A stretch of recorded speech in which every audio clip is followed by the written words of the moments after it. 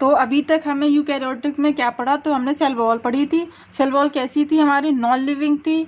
Okay, तो non living थी तो वो हमारी बाहर की तरफ थी, तो वो क्या काम करती थी, प्रोटेक्शन का काम करती थी। उसके जस्ट अंदर कौन सी मेम्ब्रेन प्रेजेंट होती है, सेल मेम्ब्रेन लेयर्स प्रेजेंट होती है, उसको क्या कहते हैं, सेल मेम्ब्रेन।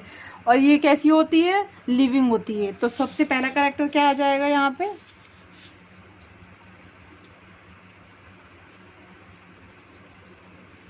तो क्या हो जाएगा, cell membrane is living layer. तो ये क्या होती है, लिविंग लेयर के फॉर्म में प्रेजेंट होती है।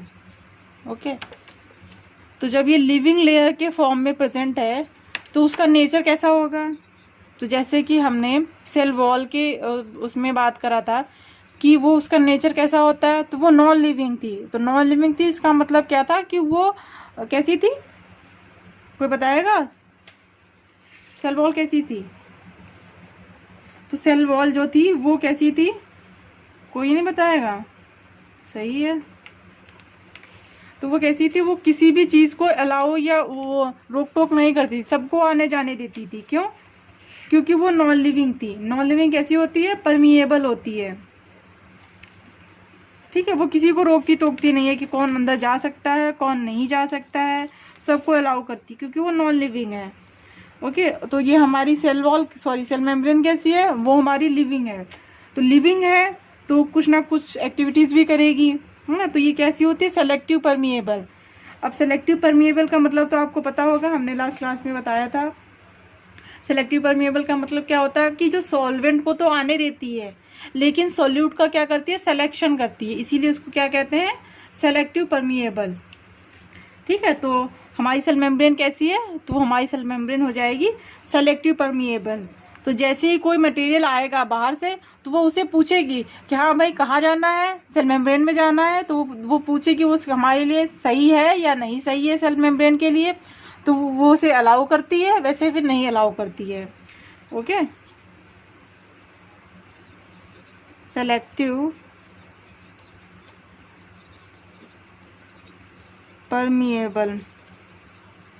सेलेक्टिव परमेएबल फिर से बता देती हूँ, ऐसी मेम्ब्रेन जो सॉल्वेंट को तो आने देती है लेकिन सॉल्यूट को आने नहीं देती है, मतलब वाटर को तो आने देती है लेकिन सॉल्यूट को आने नहीं देती, उसका वो सिलेक्शन करती है किसको आने देना है किसको नहीं आने देना है।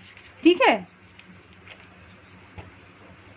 तीसरा पॉइंट्स क्या हो जाएगा, तीसरा मैंने आपको बताया था कि प्रोकैरियोट्स और यूकैरियोट्स दोनों में क्या होती है, सेल मेम्ब्रेन सेम होती है,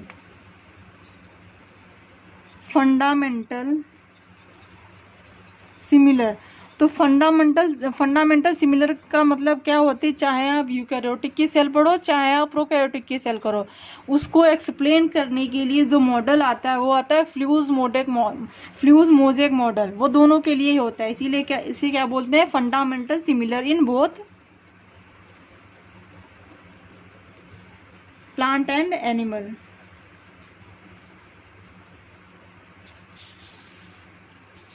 plant and animal. Fourth points क्या हो जाएगा इसमें, सेल मेम्ब्रेन क्या है, पार्ट ऑफ प्रोटोप्लास्ट। ये भी मैंने आपको बताया था जब सेल वॉल पढ़ा रहे थे, उसमें आपको बताया था सेल मेम्ब्रेन क्या है, पार्ट ऑफ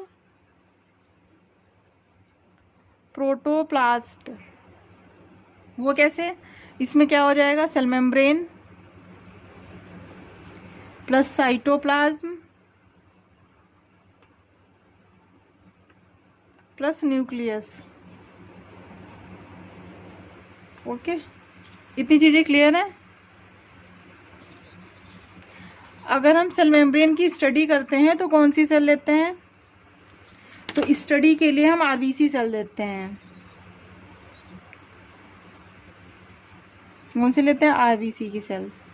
तो आरबीसी की सेल क्यों लेते हैं वो भी मैं आपको बता देती हूँ। सबसे पहली बात तो है कि ये एग्जाम्पल ऑफ एनिमल सेल है। एनिमल सेल है तो इसका मतलब क्या है, इसके बाहर सेल वॉल प्रेजेंट नहीं हो, सबसे पहला बेनिफिट तो ये होता है। ठीक है, तो क्या है, एग्जाम्पल ऑफ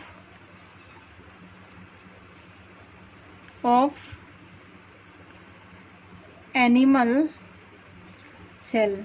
दूसरा क्या है,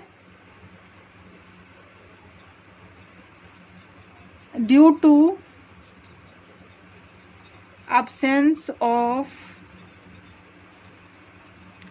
membranous cell organelles.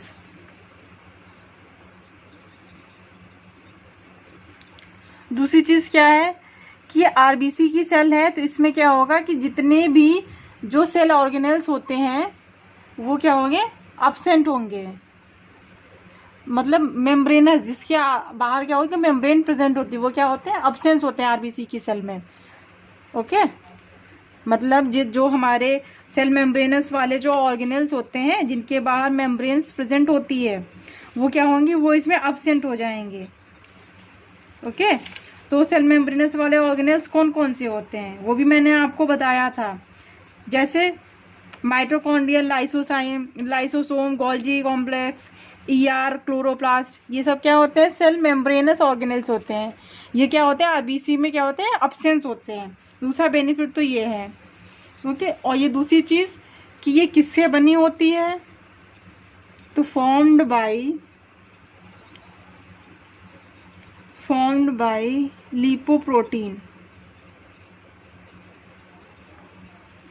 तो ये चीज़ समझ में आई कि स्टडी के लिए हम आरबीसी की सेल को यूज़ करते हैं, एनसीईआरटी में लिखा है।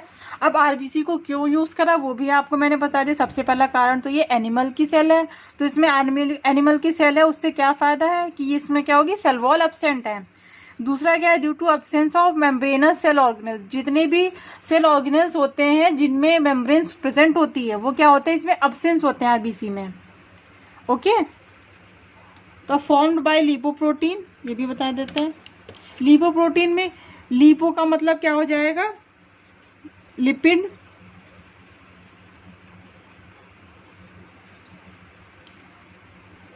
प्रोटीन,